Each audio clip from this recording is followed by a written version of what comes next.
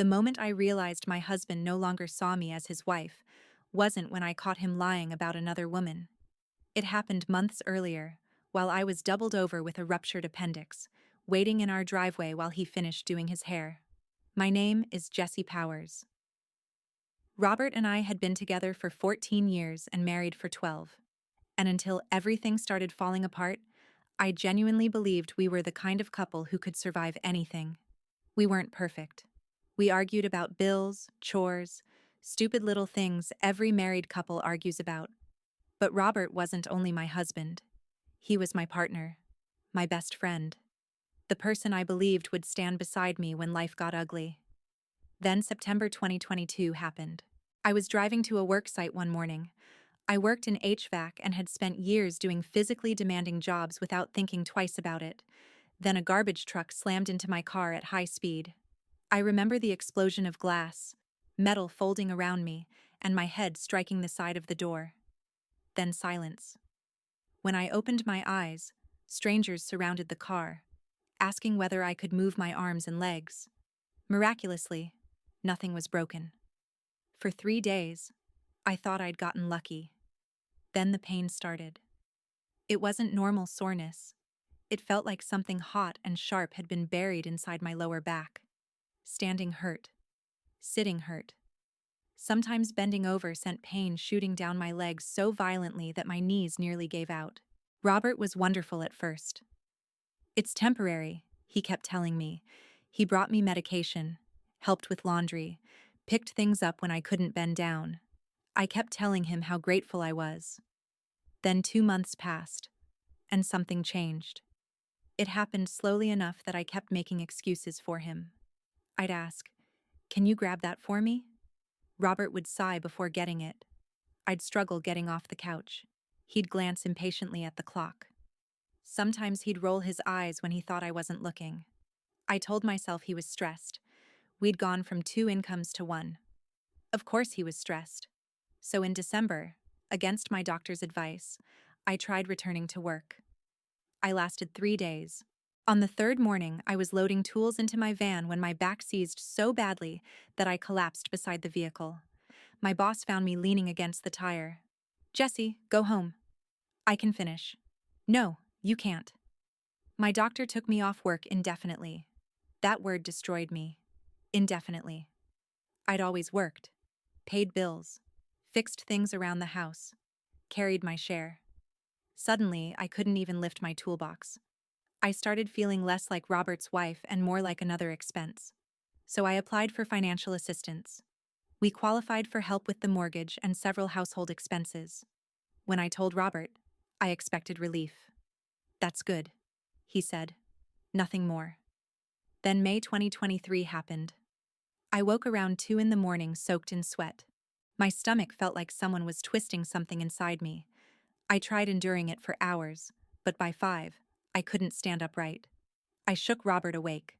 "Something's wrong. I need the hospital." He opened one eye. "Are you sure it's that serious?" I stared at him. I was bent almost in half beside the bed. "Yes."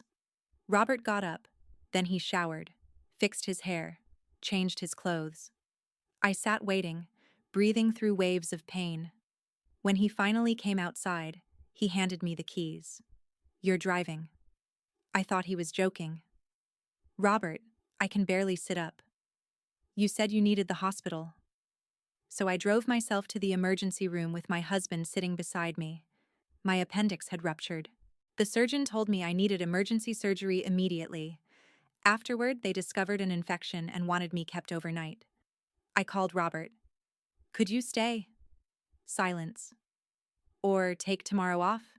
Just until I get settled at home?" "I can't, Jesse. I have work." I looked around the hospital room, machines blinking, an IV taped to my hand. "It's one day." I said I can't. That night, lying alone beneath fluorescent lights, I finally asked myself the question I'd been avoiding. What happened to us? When I returned home, Robert barely acknowledged me. "No. How are you feeling?" "No. Do you need anything?" Nothing. I became incredibly good at explaining away cruelty. He's stressed.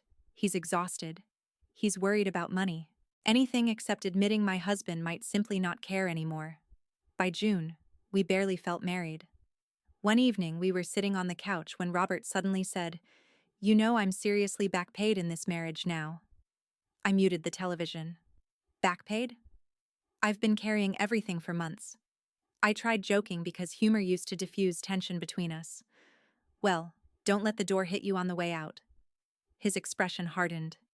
"You think that's funny?" "Robert, do you have any idea how trapped I feel?" Trapped. I'd survived a car accident, lost my career, gone through emergency surgery, and somehow, he was the prisoner. "I'm doing everything I can," I said quietly. "We got financial assistance. I'm going to therapy. I'm trying." He shrugged. "I'm still paying for everything." A few days later, Robert told me he was spending the night at a coworker's place because he needed someone to talk to. I actually encouraged him. That's how badly I wanted to save us. Then his birthday came. For 14 years, birthdays had always been ours. So I asked, "Do you want me to make reservations somewhere?" Robert barely looked at me. "I already have plans." "Oh." "Dinner with someone from work." Something tightened inside my chest. "You don't want to spend your birthday with me?" "Jesse, it's just dinner." "With who?" "Ryan." I'd never heard that name before. The next morning, the feeling wouldn't leave me. "Who's Ryan?" Robert stiffened. "Why does it matter?" "Because you've never mentioned him. He's just someone from work." "It's a man?" There was a pause. Tiny, but unmistakable. "Yes." That night, I made a decision I'm not proud of. I checked Robert's phone. There was no Ryan. There was, however, a woman named Melissa. And their messages included restaurant plans for Robert's birthday. When he came home, I was waiting. "How was dinner with Ryan?" Robert froze. Then his eyes narrowed. "What did you do?" "Who is Melissa?" He didn't apologize. He didn't even look guilty. "You went through my phone?" "You lied to my face. Because I knew you'd act like this." "Act like what? Your wife?" He laughed bitterly. "You're always here, Jesse. Always asking questions. I feel like I can't breathe anymore." My hands went cold. "You told me you were having dinner with a man because you didn't want me knowing you were spending your birthday with another woman. Nothing happened. Then why lie?" He couldn't answer. We fought until neither of us had anything left. Finally, I packed an overnight bag and drove to my mother's house. When I returned later for clothes, Robert was waiting. "Where the hell have you been?" I needed space. "So you're giving up on our marriage?" I stared at him. The hypocrisy was almost unbelievable. "You lied about another woman, Robert. And you don't care about how I feel." Somehow, even then, I stayed. 14 years is heavy. You don't throw it away easily. I convinced myself marriages went through terrible seasons, that people made mistakes, that somewhere beneath Robert's resentment was still the man I'd married. I thought we could save us. I didn't understand yet that the birthday lie wasn't the worst thing Robert was hiding. Within weeks, he would tell me he wanted his own apartment. And shortly before he moved out, one forgotten device on our kitchen counter would show me exactly who he'd been planning his new life around. After Robert's birthday, our marriage didn't explode all at once. It died, quietly. We still lived in the same house, slept under the same roof, paid the same bills, but we barely spoke. Most conversations were reduced to practical questions. "Did you pay the electric bill? Do we need groceries? What time is your appointment?" That was it. Robert started coming home later. Sometimes 9, sometimes 10. If I asked where he'd been, his whole body seemed to tense. "I told you. I was with friends." "Which friends? Why does it matter?" That question became his favorite weapon. Why does it matter? As though asking where my husband had been was suddenly unreasonable, I kept telling myself I was paranoid because of what happened on his birthday. Maybe Melissa really was just a coworker. Maybe Robert had lied because he knew I'd be uncomfortable. But every explanation required me to ignore another warning sign. By July 2023, I couldn't do it anymore. One morning, I asked Robert to sit with me. We can't keep living like this. He stared at me without saying anything. If something's wrong, tell me. If you're angry because I can't work, tell me. If you resent me, tell me. But shutting me out isn't fixing anything. Robert leaned back. I need space. I almost laughed. We barely talk now. How much more space do you need? I don't mean like that. Something about his tone made my stomach tighten. What do you mean? He hesitated. I've been thinking about getting an apartment. For several seconds, I honestly believed I'd misunderstood him. An apartment? A place of my own. Robert, we're married. I know. You think moving out is going to save our marriage? I need time to clear my head. I stared at the man I'd spent 14 years loving. I'd survived an accident. I'd lost my ability to work. I'd undergone emergency surgery. And through all of it, I'd been terrified of becoming a burden to him. Now, he wanted his own apartment. If there's something wrong between us, we'll fix it together, I said. I'll go to counseling. We can go together. Tell me what you need. I don't want counseling. Then tell me what you do want. My own space. His calmness frightened me more than anger would have. It felt rehearsed, like this wasn't a decision he'd just made. How are we supposed to afford 2 homes? I asked. You know I'm not working. I can't keep living like this because of money. I felt something inside me harden. If you move out, I'm filing for divorce. Robert actually rolled his eyes. You're not going to do that. I stared at him. What? You won't. The certainty in his voice hurt almost as much as everything else. He thought I needed him too badly. Financially, emotionally, physically. And maybe part of me did. But hearing him say it made me realize how little respect he had left for me. Over the next few weeks, Robert started looking at apartments. He didn't hide it. He'd sit across from me scrolling through listings like he was shopping for a vacation rental. Every day, I watched him move further away. 1 week before his move-in date, he left his Apple Watch on the kitchen counter. I walked past it twice, then stopped. I knew I shouldn't look. But Melissa's name had been sitting in the back of my mind ever since his birthday. I picked up the watch. My hands were shaking. There were messages. Lots of them. Not from days ago. Months. Robert and Melissa had been talking while I was trying to recover from surgery, while I was apologizing for needing help, while I was desperately trying to save our marriage. Then I found one message from Robert. I want you so bad. When can we hook up? I read it once, then again. My legs gave out and I sat on the kitchen floor. Suddenly, every late night made sense. Every irritated response. Every request for space. The apartment, the birthday lie. It wasn't about needing room to breathe. Robert had already created another life in his head. When he came home, I was still waiting in the kitchen. I placed the watch on the table. His face changed immediately. What did you do? I read your messages. Robert gave a short laugh. Are you serious? Months, Robert. You went through my private messages? Stop. My voice surprised even me. He went quiet. I saw what you wrote to Melissa. His jaw tightened. I want you so bad, I repeated. When can we hook up? Robert looked away. That was a joke. A joke? You're blowing this completely out of proportion. Then explain it. He didn't. Explain why you lied about having dinner with her. Explain why you've been messaging her for months. Explain why you're moving into an apartment while telling me you just need space. His expression hardened. Then he said something I would never forget. Maybe if you actually gave me attention, I wouldn't have to look somewhere else. For a second, I couldn't breathe. I'd spent months wondering what I'd done wrong. Maybe I'd complained too much about the pain. Maybe I'd become too dependent. Maybe I wasn't fun anymore. And suddenly, I understood. Robert needed this to be my fault. Because if my accident caused everything, then he didn't have to admit what he'd become. I got hit by a garbage truck, I said quietly. I didn't choose this.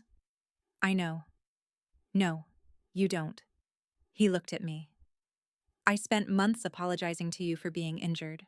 I drove myself to the hospital with a ruptured appendix because you couldn't even be bothered to drive me. And somehow I'm still the one who failed you? Robert didn't answer. That silence was my answer.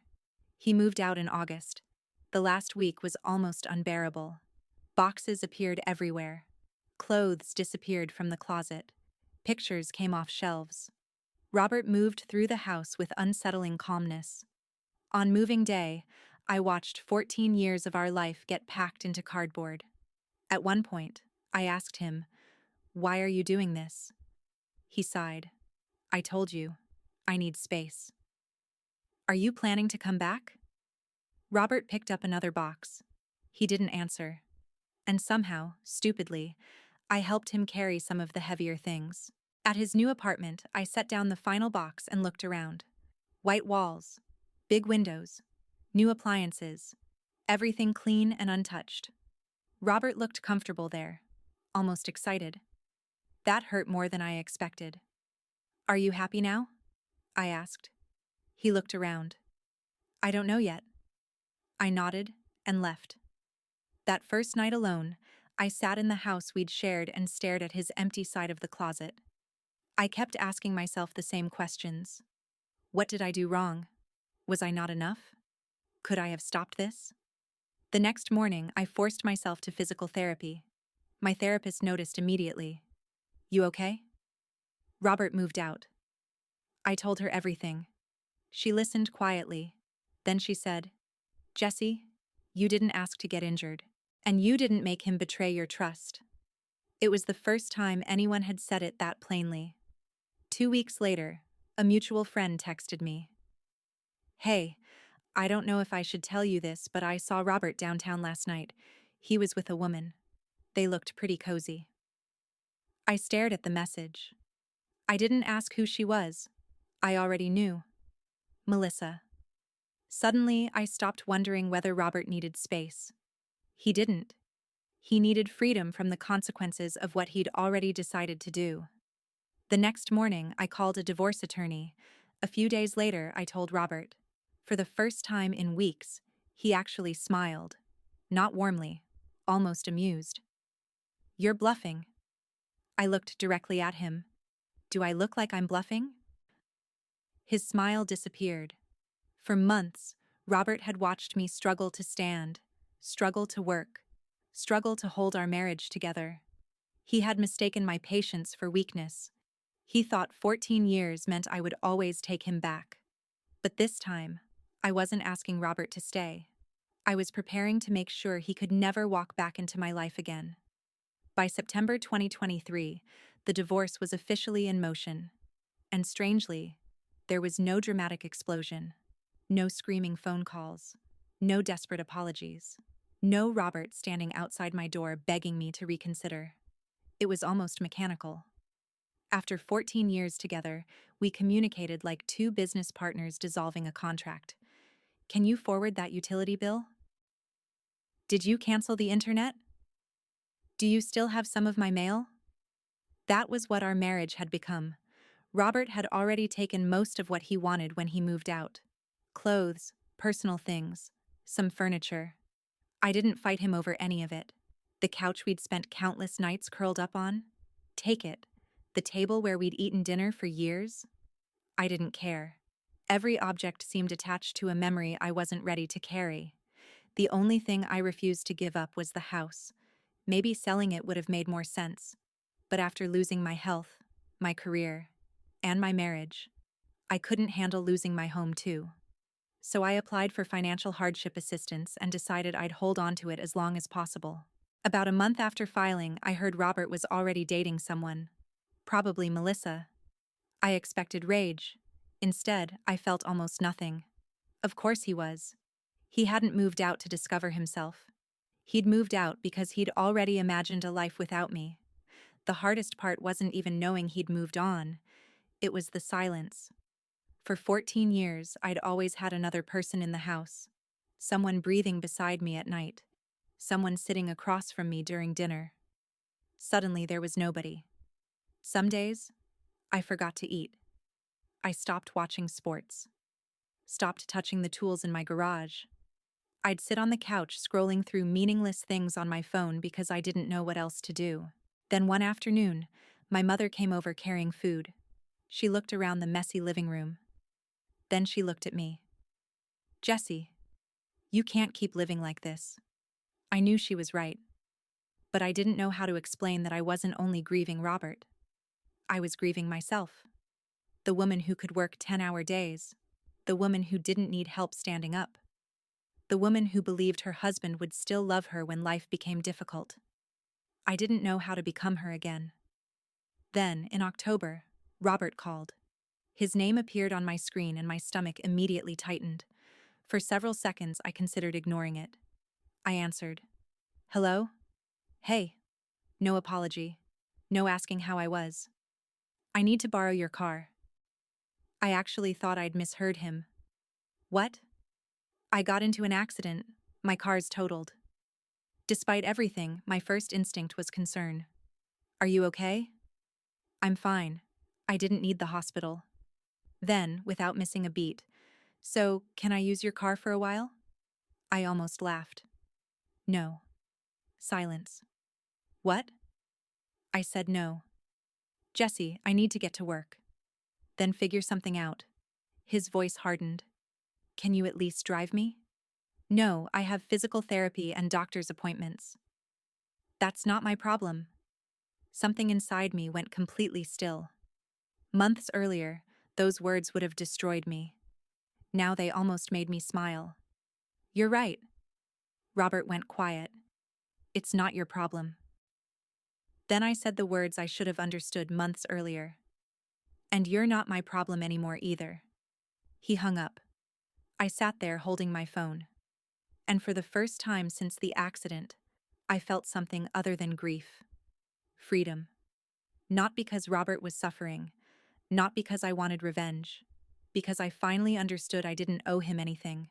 Not my car, not my time, not another chance. From that day forward, I stopped checking his social media.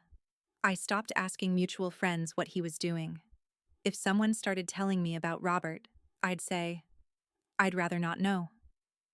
Instead, I focused on myself. I still had back pain, but I started taking short walks. At first, making it around the block felt like an accomplishment. Then I started cleaning the house. One room at a time. I organized the garage, moved Robert's remaining things into boxes. Anything he clearly wasn't coming back for was donated. Slowly, the house stopped looking like somewhere my husband had abandoned me. It started feeling like my home again. Then December came, the final court date. I saw Robert outside the courtroom and almost didn't recognize him. Not because he'd physically changed much, because I couldn't connect that man with the person I'd once trusted more than anyone. We signed the final documents. The judge approved everything. And just like that, 12 years of marriage ended with signatures on paper. Outside the courthouse, Robert looked at me. "Good luck, Jessie." For a second, I considered saying something. There were 1,000 things I could have said. I could have reminded him how he'd treated me after the accident. I could have mentioned Melissa. I could have asked whether destroying 14 years had been worth it. Instead, I walked away. I got into my car and drove home. I thought I'd feel victorious. I didn't. I felt empty. But something strange happened over the following weeks. The emptiness became quiet, and the quiet became peaceful. I stopped walking on eggshells. Nobody sighed when I needed extra time getting up. Nobody rolled their eyes when my back hurt. Nobody made me feel guilty for having medical appointments. For the first time in months, my house felt safe. By January 2024, I created a routine. Wake up at 7. Shower. Eat breakfast. Walk outside. Physical therapy. I treated those simple things like appointments I couldn't cancel. Then my doctor performed a procedure to numb some of the nerves in my lower back. For the first time in more than a year, I took several steps without immediately bracing for pain. I nearly cried, not because I was completely healed. I wasn't. But because I finally felt possibility again. One morning, I stood in the kitchen drinking coffee and looked around. The house was quiet. Months earlier, that silence had terrified me. Now I loved it. I realized something then. For most of the previous year, I'd believed Robert leaving was the worst thing that could happen to me. It wasn't. The worst thing had been begging someone to love me while he was teaching me every day that he no longer did. Robert thought I was bluffing when I said I'd file for divorce. Maybe because he thought my injuries made me dependent on him. Maybe because he believed 14 years guaranteed unlimited forgiveness. Or maybe because I'd forgiven so much already that he assumed there would never be a final line. He was wrong. I lost my job. I lost the life I thought I was going to have. And eventually, I lost my husband. But somewhere inside all that loss, I found the one person I'd spent months neglecting while desperately trying to save everyone else. Me. And for the first time in a very long time, that was enough.